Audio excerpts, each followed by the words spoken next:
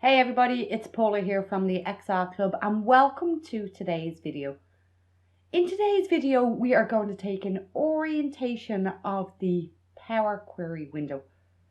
Now, Powerquery is a data processing tool in Excel that allows you to connect to different data sources and transform that data into a usable format. Many people are new to Powerquery as it's now part of the ribbons under the data ribbon, get and transform data. And many people are now only starting to explore Powerquery, even though it's been out for quite some time. The Powerquery is not only in Excel, but if you can master Powerquery in Excel, you'll also be able to use Powerquery in Power BI. So before we get stuck into this orientation of Powerquery, don't forget to subscribe to my channel and hit that notifications button so you don't miss any more of my videos. And if you like this video, don't forget to give it the thumbs up. So let's hop over into our model now and take a look around the Powerquery screen. For anybody that is new to Powerquery, the Powerquery editor can be a little bit scary to look at first. But like all Microsoft products, Word, Excel, it's laid out very similar. At the top, we have our ribbons. We have our home ribbon, and from our home ribbon, we can do some basic transformation steps, such as splitting columns and merging and appending queries.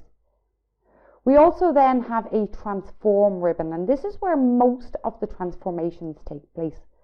We have table transformations, column transformations, text column transformations.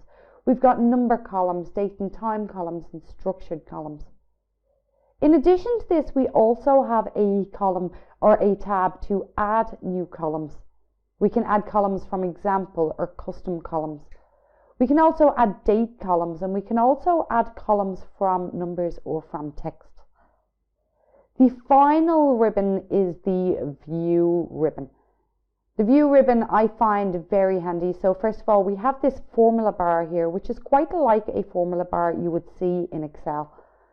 Now, we won't be looking at much of the M code in this module, as it is a little bit more advanced from this module, but this is the code that's written behind the drag and drop transformations. You can hide this formula bar by just ticking or unticking the formula bar space. If we just go back to the home ribbon now, let's have a look at the rest of the query editor. Over on the left, you have all of your queries. Now, you can expand this and contract this.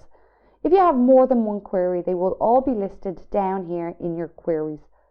By clicking on any of the queries, you will see a preview of that particular query.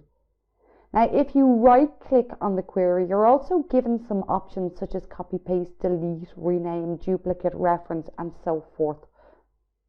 As I mentioned then, we have our preview of our data set. And then all the way over here, we have our query settings.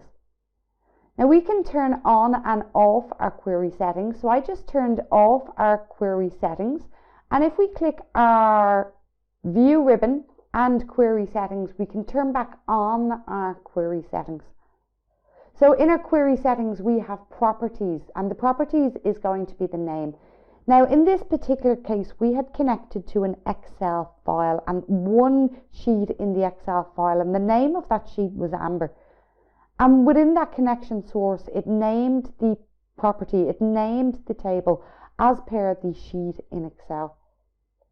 After this, we then have these applied steps.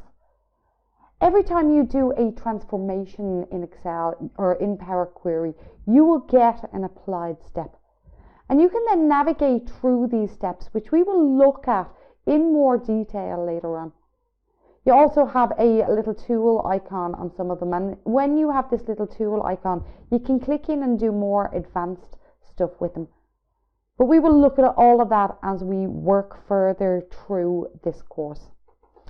On the Home tab, we have some close and load options.